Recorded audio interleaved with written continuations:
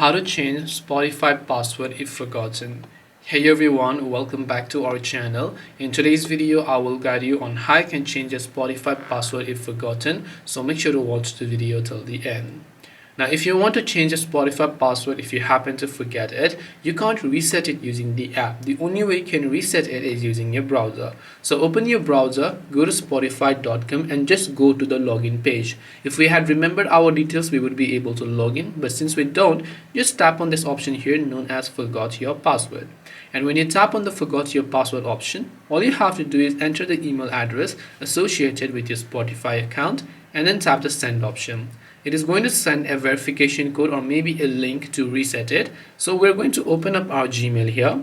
And once we open up our email and then just switch the account to the ones where you have Spotify, you can see you'll get an email that says reset your password. So tap on reset your password and then here you'll find a little blue link that says reset password. So tap on this reset password option and it will take you to this new page where you can simply choose a new password without having to remember your old password. This way you can reset your password on Spotify if you don't remember it.